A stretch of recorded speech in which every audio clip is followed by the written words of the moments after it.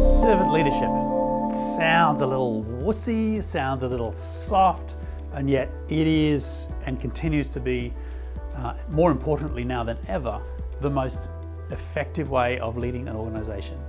Serving those around you, putting others before yourself. It's been around for a couple of thousand years. Western civilization, the idea of it was really built on the back of the individual having sanctity and serving those people around us, and creating a culture of honor is paramount, I think, in an environment where the momentum of the marketplace is so quick that you have to leverage the collective experience and intelligence of those around you, or you'll fail as an individual. And so it's about serving the team. The team is more important than the individual. You can have a very high-performing individual who's bringing in all the sales. I had a sales manager for a company that I ran. You know what? He was the samurai warrior. He was kicking down doors for everything, doing a great job. But man, he was so disruptive. He just didn't treat people well. And we'd done a values exercise. We'd all agreed this was the way that we're going to treat each other, with respect, with dignity, and treat each other nice. And he was just, not engaged in that at all. He upset a lot of people, just trouble. And yet bringing in a huge amount of dollars. And so it was an opportunity for me to look at, am I going to put the individual or the team first? I chose the team first, met with him and said, hey, love what you do, fantastic what you do, but this is the way we've agreed to work with each other around here. If you want to do that, that's great. If you don't, there's the door. Not a pleasant conversation, but try to encourage him to see the error of his ways and be able to engage with the people around him in a more positive way. He chose not to do that. And then, to the astonishment of the team around him, I helped him out the door. And he left, and you know what? It impacted our sales for a short period of time. But everybody realized that, culture is important. We will treat each other well. We will work as a team. And the whole place went up a notch.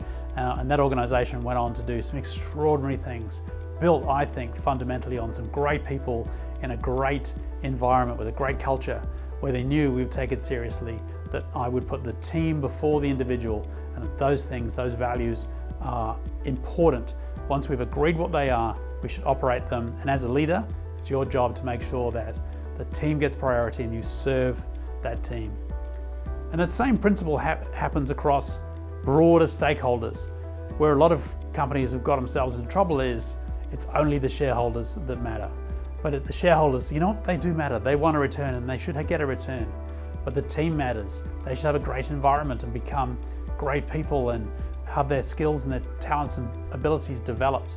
And the customers are important. We just serve them, give them an excellent product, and maybe we have some responsibility for our broader environment that we sit in around the local community and health and safety, all those things that might impact a broader range of stakeholders.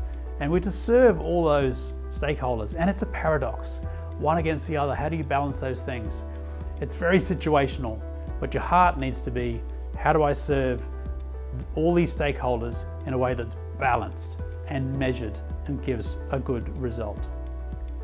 We're called to be, I think, stewards of that which has been given to us. So if we have authority, if we have resources, then how do we steward those, look after them, make sure that they're well employed and giving a great return? So if we think about it from a stewardship perspective, that brings a servant heart. It removes it from us and gives it to other people and those around us. It sounds a little soft. Maybe it wouldn't work in companies that are rigid and structured. Not true. The General Electric have an engine plant in Durham, where they build massive jet engines. Not something you want to get wrong. Not something that is kind of a fly-by-night. It's not a hyper-creative environment. They build jet engines.